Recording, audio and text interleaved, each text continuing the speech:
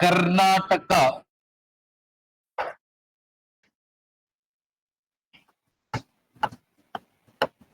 Related ಹೌದ್ರಿ. So environment issues.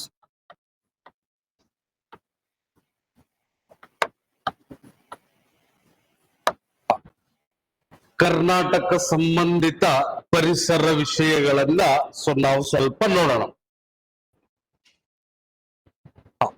But ಅದಕ್ಕೂ ಮುಂಚೆ ಕರ್ನಾಟಕವನ್ನ ನೀವು ಅರಿದು ಕುಡಿದಿರಿ ಈಗ, ಹೌದಾ? ಹಾಗಾಗಿ ಒಂದ್ ಸ್ವಲ್ಪ ಬೇಸಿಕ್ ಕರ್ನಾಟಕದ ಬಗ್ಗೆ ಸ್ವಲ್ಪ ಹೇಳೋಣ. ಕರ್ನಾಟಕ ರಾಜ್ಯದ ಬಗ್ಗೆ ಒಂದಿಷ್ಟು ಮಾಹಿತಿಗಳು, ಫ್ಯೂ ಇನ್ಫಾರ್ಮೇಶನ್ಸ್ ಅಬೌಟ್. ಸೊ ನಿಮ್ಮ ಕರ್ನಾಟಕ ಸ್ಟೇಟ್ ಅನ್ನ ನಾವು ನೋಡೋದಾದ್ರೆ, ಫಸ್ಟ್ ಥಿಂಗ್ ಫ್ಯಾಕ್ಟು, ಎಲ್ಲಾ ಫ್ಯಾಕ್ಟು ಸಿಂಪಲ್ ಆಗಿ ಗ್ರೂಪ್ಸ್ ಏನ್ ಬೇಕು ಅಷ್ಟೇ ಇದನ್ನ ಅಂಶವನ್ನ ನಾವು ನೋಡೋಣ. ಹಾಗಾದ್ರೆ what is the area of Karnataka? Karnataka ರಾಜ್ಯದ ವಿಸ್ತೀರ್ಣತೆ ಎಷ್ಟು?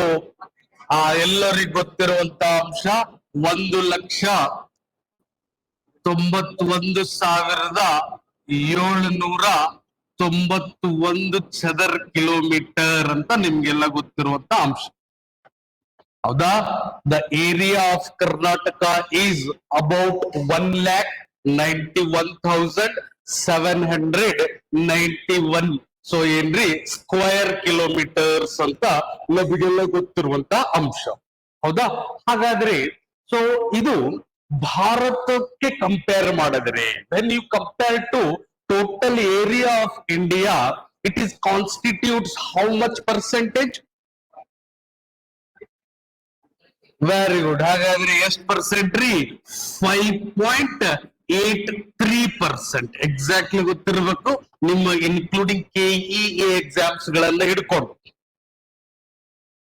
5.83 ಏನ್ರಿ ಇದರದ್ದು ಓವರ್ ಆಲ್ ಪರ್ಸೆಂಟೇಜ್ ಕರ್ನಾಟಕದ್ದು ಅಂತ ನಮ್ಗೆಲ್ಲ ಗೊತ್ತಿರುವಂತ ಅಂಶ. ಹಾಗಾದ್ರೆ ಇಂತಹ ನಿಮ್ಮ ಕರ್ನಾಟಕ ಇಡೀ ಭಾರತದಲ್ಲಿ ಎಷ್ಟನೇ ದೊಡ್ಡ ರಾಜ್ಯ? ಎಷ್ಟನೇ ದೊಡ್ಡ ರಾಜ್ಯ ನಿಮ್ದು? ಈಗ ಎಷ್ಟನೇದ್ರಿ? 6ನೇದ್ದ 7ನೇದ್ದ? ಸೊ ಹಾಗಾದ್ರಿ ಈಗ ಸೊ ನೀವು ನೋಡ್ತಾ ಇದ್ದೀರಿ 6th ಲಾರ್ಜೆಸ್ಟ್ ಸ್ಟೇಟ್ ಆಗಿ.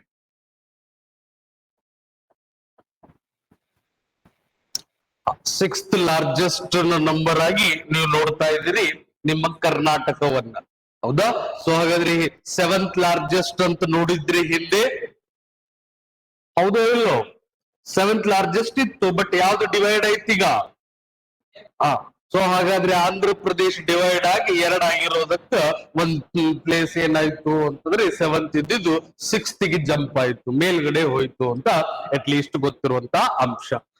ಹಾಗಾದ್ರೆ ಇದು ನಿಮ್ಮ ಸ್ವಲ್ಪ ಬೇಸಿಕ್ ನಿಮ್ಗೆಲ್ಲ ಗೊತ್ತಿರುವಂತ ಅಂಶ. ಬಟ್ ನಾವು ಇದರಲ್ಲಿ ಏನ್ ನೋಡ್ತಾ ಇದೀವಿ ಅಂದ್ರೆ, ಕೆಲವೊಂದು ಭಾಗವನ್ನ ನಾವು ಇದರಲ್ಲಿ ನೋಡೋಣ ಅಂತಂದ್ರೆ, have the heading Karnataka's protected areas.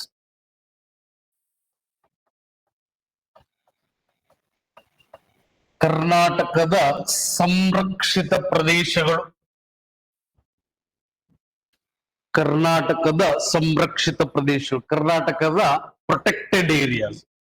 So over all ನಿಮ್ಮ ಕರ್ನಾಟಕದ ಇಷ್ಟು ಭೂಭಾಗದಲ್ಲಿ, ಹೌದಾ? ಸೊ ನಮ್ಮ ಕರ್ನಾಟಕದಲ್ಲಿ ನಾವು ಎಷ್ಟು ಸಂರಕ್ಷಿತ ಪ್ರದೇಶವನ್ನ ನೋಡ್ತಾ ಇದ್ದೀವಿ ಅಂತ ನಾವು ನೋಡಿದ್ರೆ, ಸೊ ಒನ್ ಮಾರ್ಕ್ ಕ್ವಶನ್ ಗೊತ್ತಿರಲಿ, 11,010 kilometers. Karnataka's protected area constitutes about 11,010 kilometer. 11,010 kilometer. So ಹಾಗಾದ್ರಿ so ಈಗ ಈ 11,010 ಕಿಲೋಮೀಟರ್ ಏನ್ ಪ್ರೊಟೆಕ್ಟೆಡ್ ಏರಿಯಾ ಐತಿ, ಹಾಗಾದ್ರೆ ಅದು ಬಹುತೇಕವಾಗಿ ನಮ್ಮ ಕರ್ನಾಟಕದ ಯಾವ ಏರಿಯಾವನ್ನು ಕವರ್ ಮಾಡುತ್ತದೆ? ಪ್ರೊಟೆಕ್ಟೆಡ್ ಏರಿಯಾಸ್ಗಳು ಫಾರೆಸ್ಟ್ ಏರಿಯಾವನ್ನ, ಅರಣ್ಯ ಪ್ರದೇಶವನ್ನ ನಾವು ಕವರ್ ಮಾಡುತ್ತದೆ. ಅಂದ್ರೆ ಕೆಲವೊಂದು ಆ ಅರಣ್ಯ ಪ್ರದೇಶಗಳಲ್ಲಿ ನೀವು 11,000 ಅನ್ನ ನೋಡ್ತೀರಿ ಪ್ರೊಟೆಕ್ಟೆಡ್ ಏರಿಯಾಸ್ ಗಳಲ್ಲಿ. ಹೌದಾ? ಬಟ್ ಭಾರತದ ಅರಣ್ಯ ಇಷ್ಟಲ್ಲ, ಸಾರಿ, ಕರ್ನಾಟಕದ ಅರಣ್ಯ ಪ್ರದೇಶ ಇಷ್ಟಲ್ಲ. ಹೌದಾ? ಹಾಗಾದ್ರೆ ನಾವು ಪ್ರೊಟೆಕ್ಟೆಡ್ ಏರಿಯಾ ಅಂತ ಘೋಷಣೆ ಮಾಡೀವಿ 11,000. ಸೊ 10 ಕಿಲೋಮೀಟರ್ ನಮ್ದು ಐತಿ. ಬಟ್ ನಮ್ದು ಫಾರೆಸ್ಟ್ ಏರಿಯಾ ಎಷ್ಟಿದೆ ಕರ್ನಾಟಕದ್ದು ಅಂತ ನಾವು ನೋಡಿದ್ರೆ ಎಷ್ಟೈತ್ರಿ? ಹಾಗಾದ್ರೆ ಸೊ ಅಟ್ ಲೀಸ್ಟ್ ನಿಮಗ್ ಗೊತ್ತಿರ್ಲಿ, ಕರ್ನಾಟಕದ ಓವರ್ ಆಲ್ ಫಾರೆಸ್ಟ್ ಏರಿಯಾ ಎಷ್ಟಿದೆ ಅಂತಂದ್ರೆ 40,649 ಸ್ಕ್ವೇರ್ ಕಿಲೋಮೀಟರ್ ಇದೆ. ಇದು ನಿಮ್ಗ very very important from direct hit question in various exams. What is the total forest area of Karnataka ಅಂತ ಕೇಳ್ಬಿಡ್ತಾರ. ಹಾಗಾದ್ರಿ so the total forest area of Karnataka is about 40,649 square kilometre. ನೆನಪಿರ್ತಾವ ಎಲ್ಲ ಫ್ಯಾಕ್ಟ್ ನೆನ್ಪಿಟ್ಕೋಬೇಕು. ನಾ ಇವತ್ತು ಎನ್ವೈರನ್ಮೆಂಟ್ ಇಂಡಿಯನ್ ಆದವ್ರದ್ದು ಏನು ಡಿಸ್ಕಷನ್ ಮಾಡತ್ತಿಲ್ಲ, ಬರೀ Karnataka related ಏನು ಗ್ರೂಪ್ ಸಿ ಮಾತ್ರ ಏನಿದೆ ಅದನ್ನು ಮಾತ್ರ ಒಂದಿಷ್ಟು ಅಂಶಗಳನ್ನ ನಾವು ಚರ್ಚೆ ಮಾಡ್ತಾ ಇದೀವಿ ಇಂದಿನ ಸೆಷನ್ ಅಲ್ಲಿ. ಓಕೆ, ಸೊ ಹಾಗಾದ್ರಿ ಸೊ 40,000 ಅಂದ್ರೆ ಇದು ಎಷ್ಟು ಪರ್ಸೆಂಟ್ ಆಗುತ್ತೆ ಕರ್ನಾಟಕದ್ದು ಅಂತ ನಾವು ನೋಡಿದ್ರೆ ಎಷ್ಟು ಪರ್ಸೆಂಟ್ ಐತ್ರಿ ಕರ್ನಾಟಕದ ಫಾರೆಸ್ಟ್ ಏರಿಯಾ ಟೋಟಲ್? ಯಾರಿಗೂ ಗೊತ್ತಿಲ್ಲ? 20. Very good, 21.19%. ಎಕನಾಮಿಕ್ ಸರ್ವೆನು ಓದಿಲ್ಲ ಹೌದ್ರಿ? ಸೊ 21.19%. ಸೊ ನಮ್ದು ಎಷ್ಟೈತೆ ಟೋಟಲ್ ಫಾರೆಸ್ಟ್ ಏರಿಯಾ ಐತಿ, ಫಾರೆಸ್ಟ್ ಕವರ್ ಐತಿ, ಟೋಟಲ್ ಫಾರೆಸ್ಟ್ ಕವರ್ ಐತಿ. ಆಮೇಲೆ ನಾವು ಫಾರೆಸ್ಟ್ ನ ಬಗ್ಗೆ ನಾವು ಮುಂದಿನ ಹಂತದಲ್ಲಿ ನಾವು ನೋಡೋಣ. ಸೊ ಕರ್ನಾಟಕದ ಫಾರೆಸ್ಟ್ ಅಲ್ಲಿ ಎಷ್ಟು ಟೈಪ್ ಮಾಡ್ತೀವಿ, ಎಷ್ಟು ಸಬ್ ಟೈಪ್ ಮಾಡ್ತೀವಿ, ಎಷ್ಟು ಸೊ ನಿಮ್ದು ODF ಅದಾವ, ಇವೆಲ್ಲವನ್ನ ನಾವು ಆಮೇಲೆ ನೋಡೋಣ. ಬಟ್ ಈಗ ಸದ್ಯಕ್ಕೆ ಅಟ್ ಲೀಸ್ಟ್ ಏನ್ ಗೊತ್ತಿರ್ಲಿ, ಸೊ ಇದರ ಅಡಿಯಲ್ಲಿ ಇದೆ. ಸೊ ಹಾಗಾದ್ರೆ ಪ್ರೊಟೆಕ್ಟೆಡ್ ಏರಿಯಾ ಅಂತಂದ್ರೆ ಫಾರೆಸ್ಟ್ ಕವರ್ ತಾನೆ. ಎಲ್ಲಾ ವನ್ಯಜೀವಿಗಳನ್ನ ರಕ್ಷಣೆ ಮಾಡುವಂತ ಭಾಗಗಳು ಅಂತಂದ್ರೆ ಅದು ಅರಣ್ಯ ಪ್ರದೇಶಗಳು. ಹಾಗಾಗಿ ಸೊ ಅದರಲ್ಲಿ ನಿಮ್ದು ಎಷ್ಟು ಪ್ರೊಟೆಕ್ಟೆಡ್ ಏರಿಯಾ ಐತಿ ಓವರ್ ಆಲ್ ಕರ್ನಾಟಕದಲ್ಲಿ? 11,000. ಅರ್ಥ ಆಗ್ತದ? ಹಾಗಾದ್ರೆ ಟೋಟಲ್ ಫಾರೆಸ್ಟ್ ಏರಿಯಾ ಇದ್ದಿದ್ದು ಎಷ್ಟು, ಆದ್ರೆ ಕರ್ನಾಟಕದಲ್ಲಿ ಅದರೊಳಗಡೆ ನೀವು ಪ್ರೊಟೆಕ್ಟೆಡ್ ಫಾರೆಸ್ಟ್ ಏರಿಯಾ ಅಂತ ಎಷ್ಟು ಘೋಷಣೆ ಮಾಡಿರಿ ಅಂತಂದ್ರೆ ಅದು ಪ್ರೊಟೆಕ್ಟೆಡ್ ಏರಿಯಾ ಅಂತ 11,000 ಘೋಷಣೆ ಮಾಡಿರಿ ಅಂತ ಅಟ್ ಲೀಸ್ಟ್ ಗೊತ್ತಿರ್ಲಿ. ಇಷ್ಟ ನೆನಪಿರ್ತದ? ಹಾಗಾದ್ರೆ ಇದನ್ನು ಒಳಗೊಂಡು ನೀವು ಪ್ರೊಟೆಕ್ಟೆಡ್ ಏರಿಯಾಗಳು ಯಾವ್ಯಾವ ಸರ್ ನಮ್ಮಲ್ಲಿ ಅಂದ್ರೆ ಅವೇ, ಬೇರೆ ಯಾವುದು ಅಲ್ಲ. ಸೊ ನಿಮ್ಮ ಸೊ ನ್ಯಾಷನಲ್ ಪಾರ್ಕ್ಸ್ ಗಳು. ಸೊ ಪ್ರೊಟೆಕ್ಟೆಡ್ ಏರಿಯಾ ಅಂದ್ರೆ ನ್ಯಾಷನಲ್ ಪಾರ್ಕ್ಸ್ ಗಳಾಗಿರ್ಬಹುದು, ವೈಲ್ಡ್ ಲೈಫ್ ಸೆಂಚುರೀಸ್, ಹೌದಾ?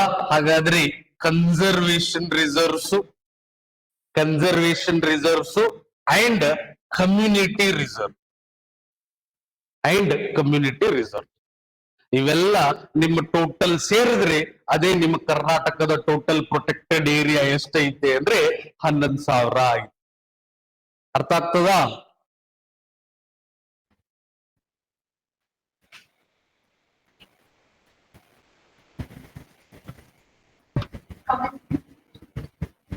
CR confusion ಮಾಡ್ಕೋಬೇಡ್ರಿ. ಫಸ್ಟ್ ಒಂದ್ ಏನ್ರಿ? Conservation reserve.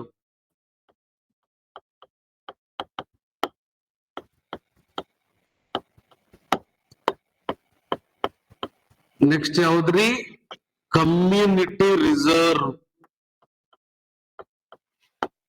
ಹಾಗಾದ್ರೆ ಮೊದಲನೇದೇನ್ರಿ? NP ಅಂದ್ರೆ ಎಲ್ಲರಿಗೂ ಗೊತ್ತು, ನ್ಯಾಷನಲ್ ಪಾರ್ಕು ಅಂದ್ರೆ ಕನ್ನಡದಲ್ಲಿ ಏನ್ರಿ?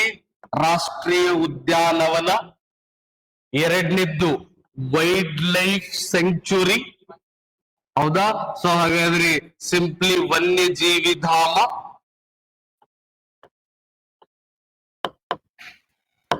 ಸೊ ಹಾಗಾದ್ರೆ ವೈಲ್ಡ್ ಲೈಫ್ ಸೆಂಚುರೀಸ್. ಬಟ್ ನಾವು ಇದನ್ನ ಎಲ್ಲ ಡೆಫಿನಿಷನ್ ಏನು ಎಂತ ಎಲ್ಲ ಎನ್ವೈರನ್ಮೆಂಟ್ ಅಲ್ಲಿ ಚರ್ಚೆ ಮಾಡಿ, ಹೌದಾ?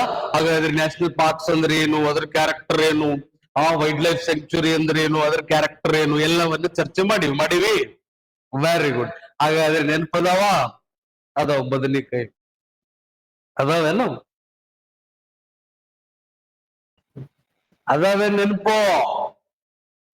ಮತ್ತೆ ಹೊಡಿಬೇಕ್ರಲ್ಲ ನಿಮ್ಗೆ. ಅದನ್ನ ನಾವೀಗ ಹೇಳಲ್ಲ. ಇದು ಓನ್ಲಿ ಏನಂತ ಹೇಳಿವಿ, ಕರ್ನಾಟಕದಷ್ಟೇ ನಾವು ಮಾತಾಡ್ತೀವಿ. ಹೌದಾ?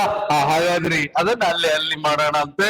ಸೊ ಇದು ಅಟ್ ಲೀಸ್ಟ್ ನಿಮ್ಗೆ ಗೊತ್ತಿರುವಂತಹ ಅಂಶ. ಹೌದಾ? ಸೊ ಹಾಗಾದ್ರೆ ಅದ್ರ ಕ್ಯಾರೆಕ್ಟರ್ ಏನು, ಅದರದ್ದು ಇವು ಏನು, ಗುಣಲಕ್ಷಣ ಏನು, ಎಂತ ಎಲ್ಲವನ್ನ ನಾವು ಅಲ್ಲಿ ಚರ್ಚೆ ಮಾಡೀವಿ. ಇಲ್ಲಿ ಜಸ್ಟ್